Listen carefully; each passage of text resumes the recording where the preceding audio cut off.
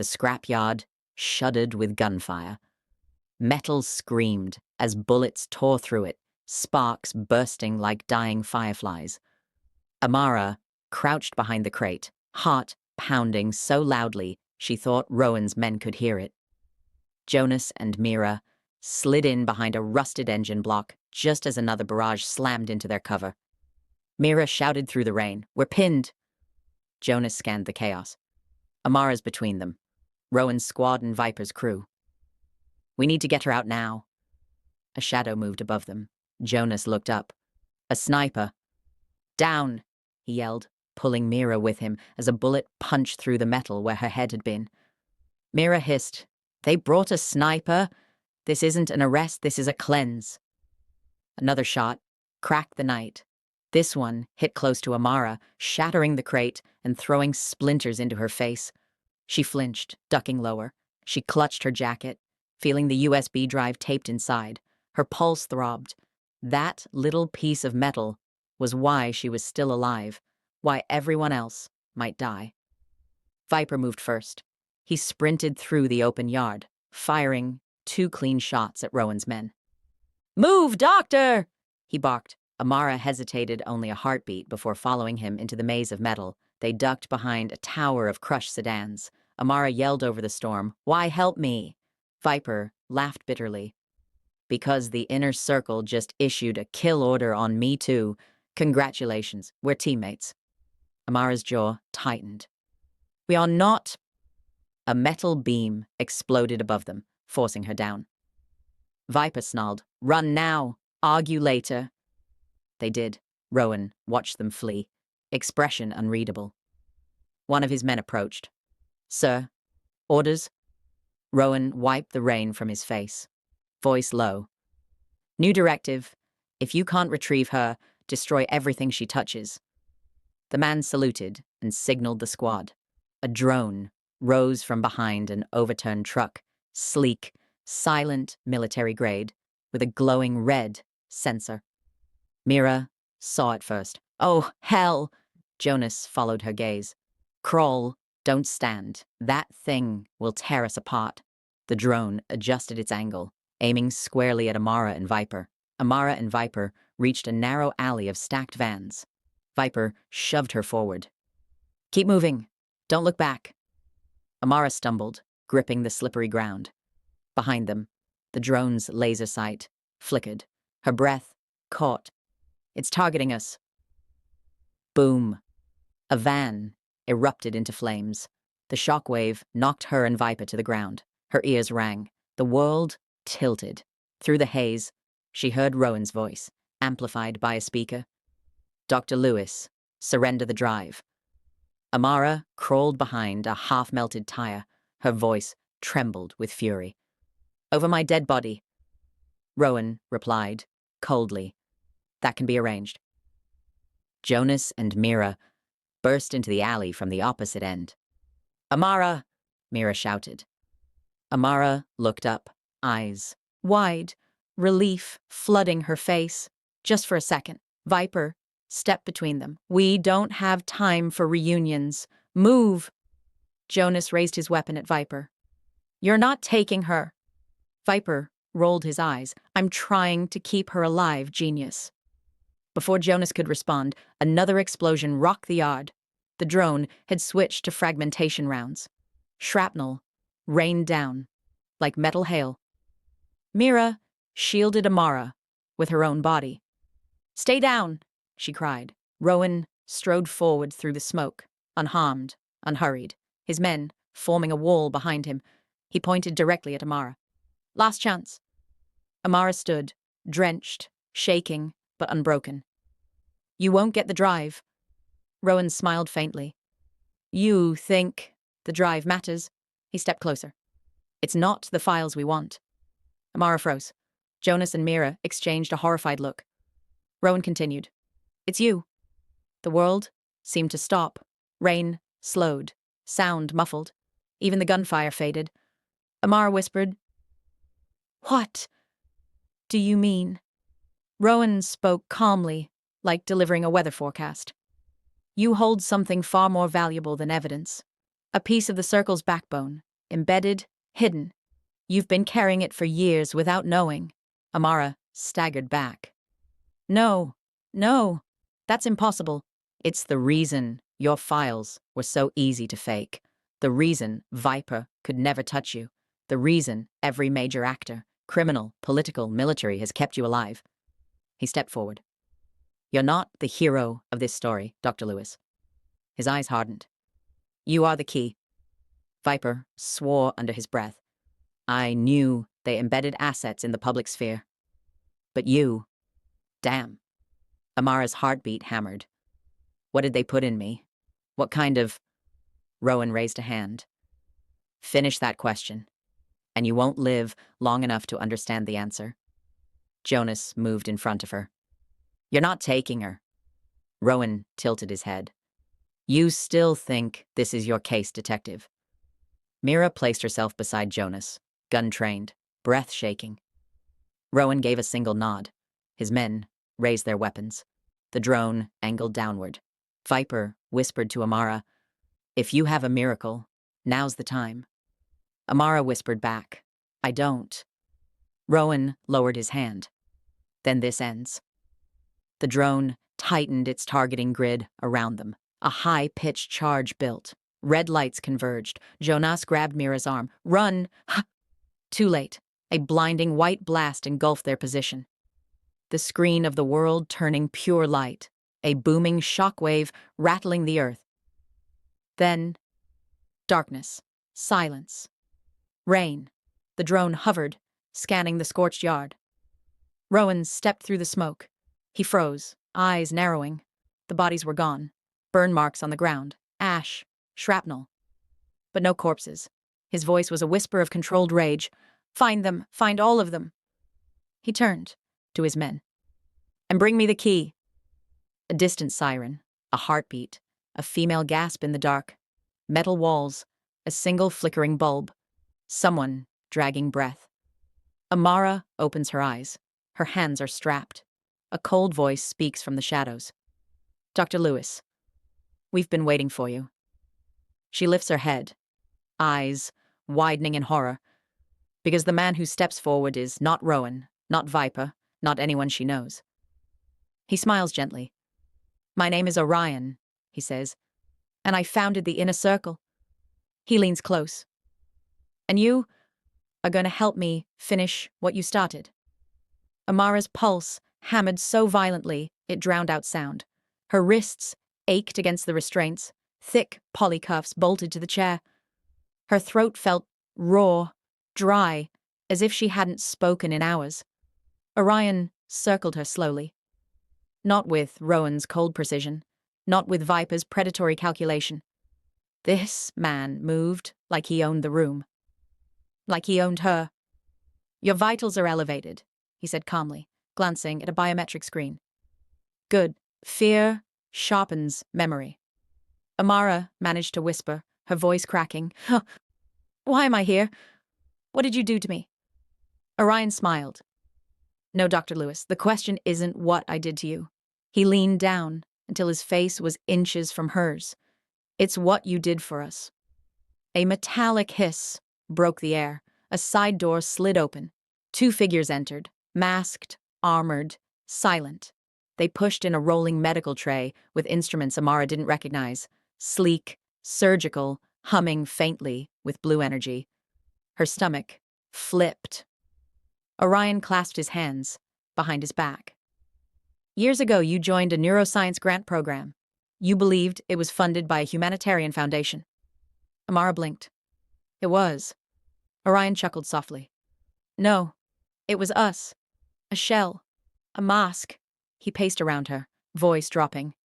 You were chosen. Amara's breath hitched. Chosen. For what? Orion tapped the side of her head with a single finger. For the implant. Her blood ran cold.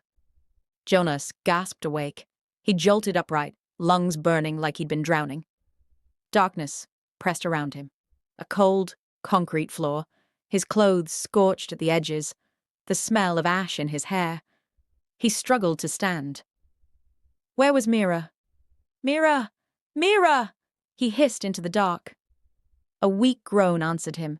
He crawled toward it, hands shaking. Mira lay slumped against a pipe, one side of her jacket torn open, revealing blistered skin beneath. She winced as she tried to move. Jonas. What happened? She whispered. The blast. Rowan. Amara. He choked on the flood of images. They're gone. They took her. I don't know where. Mira's eyes sharpened, fear dissolving into anger. Then we find her. Jonas nodded, jaw clenched. But before they could move, a harsh fluorescent light flicked on overhead. Both shielded their eyes. A lone silhouette stood at the far end of the room. Viper. He flipped a knife between his fingers lazily. Took you long enough to wake up, he said. Get up. We have bigger problems. Back in the facility, wherever it was, Amara tried to stay conscious. Her heart pounded against her ribs as Orion held up a small cylindrical device, no larger than a pen. Its surface glowed faintly with pulsing silver veins. This, Orion said, is the locator. You've carried the receiver in your neural cavity for years. Amara stared at him, horrified. You're lying. We don't lie, Orion replied softly. We design. He signaled one of the masked operatives. The surgical tray hummed louder. Amara jerked against the restraints. Don't touch me. The operative stepped forward. Orion raised a hand. Not yet. The operative froze instantly. Orion knelt in front of Amara. Do you want the truth? He asked. She shook her head. No. He smiled. Good. I'll give it to you anyway. He leaned closer. You were part of the project that built the Inner Circle's failsafe, a human shield, a living vault. You stored something for us. Something we need back. Amara's voice cracked. Stored? What? Orion's expression hardened, all warmth gone. Our master key, the override. Without it, our entire network collapses. He straightened. And you are going to give it back? Jonas stared at Viper, fury boiling behind his eyes. You are the reason this happened, Viper smirked. Probably doesn't change our situation. Mira pushed herself up, wincing. Where are we? A waste processing tunnel beneath a scrapyard, Viper replied. Circle Tech misfired, knocked us underground instead of vaporizing us. He twirled the knife. Lucky for you, Jonas glared. Where's Amara? Viper's smirk faded. They took her to a black site. Mira's breath caught. You know which one. Viper hesitated, just for a second, then nodded. Oh yeah, and you're not gonna like what they want from her. Jonas stepped forward. Then take us there. Viper raised an eyebrow. You two can barely stand, and that facility isn't guarded. Jonas frowned. What do you mean, not guarded? Viper's voice dropped an octave. Doesn't need guards. The room chilled. Something crawled through the silence. Mira swallowed. Meaning? What? Viper slid the knife away. Meaning, the thing keeping people out isn't a person. Back in the black site, Amara's breath shuddered. Orion stood by the tray of humming instruments. Prepare her, he instructed. The operatives moved. Amara fought the restraints until her wrists bled. Orion watched her struggle. It won't help, he said gently. Your memories of the implantation were suppressed. When we retrieve the key, those memories will return. He leaned close again. And trust me, you won't enjoy them. A machine, word, a laser arm positioned itself above her temple. Amara's scream tore from her throat. But a sudden alarm blared. Red lights flashed. Orion froze mid-step. One of the operatives spoke into a comm in a metallic voice. Unknown breach detected. Sector 5. Amara's breath hitched. Was it Jonas? Mira? Viper? Orion's eyes narrowed. No, he whispered. They wouldn't survive the perimeter. He turned slowly toward the darkness beyond the glass wall. Something moved there. Something large. Something scraping the metal as it approached. The floor vibrated. The alarm cut out, abruptly. Total silence. Even the machines stopped humming. Orion's face shifted from annoyance to concern. He spoke quietly, almost reverently. It woke up. The lights flickered. A massive shadow eclipsed the room. A low, inhuman growl rolled through the black sight. Then, the reinforced door behind Amara buckled inward, and something on the other side slammed into it with impossible strength. Orion stepped back. "Dr. Lewis," he whispered, "you're about to meet the real guardian of the key." The door cracked. Sparks flew. The shadow roared. The reinforced door bulged inward with a metallic groan. Dust and sparks rained onto the floor. The operatives snapped into formation, silent, precise, guns raised. But even their disciplined stance twitched with fear. Orion didn't move. He watched the door tremble a second time, harder, violent. The bolts screeched as they tore from the frame. "Stay very still, Dr. Lewis," he murmured. "Movement attracts it." Amara's pulse thundered in her ears. The lights flickered once, twice, then plunged into darkness, total, suffocating darkness. A deep growl reverberated through the room, so low, Amara felt it in her bones. Something massive exhaled, wet, rattling, alive. A red emergency strip along the wall sputtered to life. Dim light washed over the room. And Amara saw it. Or rather, she saw the outline of it. A towering shape behind the door, hunched and monstrous, its limbs too long, its shadow fragmented into unnatural angles. It slammed the door again. This time, the metal snapped. The door exploded inward. A blast of cold air flooded the room as the creature forced its way through, ripping steel like paper. The operatives opened fire. Muzzle flashes strobed the dark, revealing horrifying glimpses. A beast of black sinew and armored plating, veins glowing faintly like molten circuits, eyes, multiple, scattered over its face, blinking independently, and each bullet that struck it hissed, then dissolved into its skin like drops of water. Orion didn't flinch. He simply observed. Amara choked out, "What is that thing?" Orion turned to her calmly. "The failsafe," he said, "the last guardian of the master key." His gaze sharpened. "Your counterpart." The creature roared. An operative's body hit the wall so hard, the bones snapped like twigs. Amara screamed. Orion stepped forward, unfazed. "It reacts to proximity. It knows the key is near." He gave her a chilling smile. "Which means it's here for you." Jonas sprinted through the dark, breath ragged. The tunnel twisted sharply, the concrete walls sweating condensation. Behind him, Mira limped, but kept pace, hand pressed to her side to stop the bleeding. "Slow down," she gasped. "We don't know what—" A metallic groan echoed ahead. Viper froze instantly. One hand snapped up, signaling silence. Jonas whispered, What is that sound?" Viper's voice lowered to a rasp. "Sector 5. Something's awake." As Mira swallowed. "Sector 5. As in—" "Yes," Viper cut in. "The thing even the circle locked away. The thing the founders feared." Jonas clenched his fists. "If that thing is what's keeping us from Amara, then we go through it." Viper stared at him for a long moment. Then said the words Jonas didn't want to hear. "You don't go through it. You run from it." Jonas shook his head. "I'm not leaving her." Viper stepped close, voice harsh. "You don't understand. That creature isn't a god dog. It's a weapon they lost control of years ago." His eyes darkened. "And Amara is the reason it still lives." The creature lunged into the room. An operative screamed as it pinned him to the ground. The light surged, white-hot, flickering wildly as the beast fed on the electricity. Then it lifted its head and stared directly at Amara, all 8 of its eyes dilated at once. A horrible clicking sound rose from its throat. Recognition. Amara's blood went ice cold. "No," she whispered. "Stay away, stay away."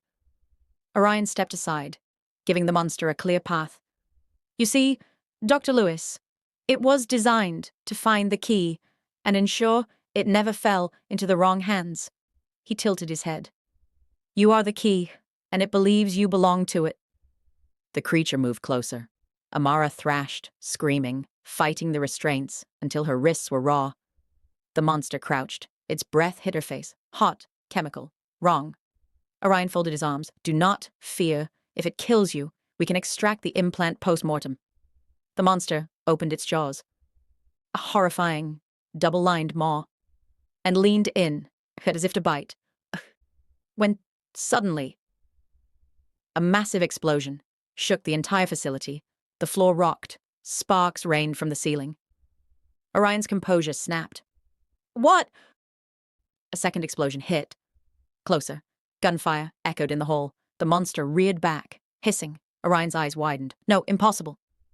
Through the shattered doorway, a figure emerged from the smoke, carrying a scorched rifle, bleeding, barely standing, but alive. Jonas. His voice was a broken growl. Step away from her. The monster turned toward him, all 8 eyes locked on the new threat. Jonas staggered forward, raising his weapon with shaking hands. You want the key? He spat. Come through me. The creature roared and charged. Orion whispered, kill him. The blast from Jonas's rifle lit the room. And then, everything vanished in white light. Amara slammed the metal door shut behind them as gunshots cracked through the hallway. Jonas, shouting.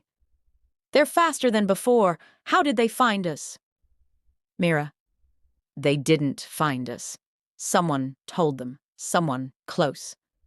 A heavy silence followed, broken only by the thud of boots approaching. Amara, we move, now.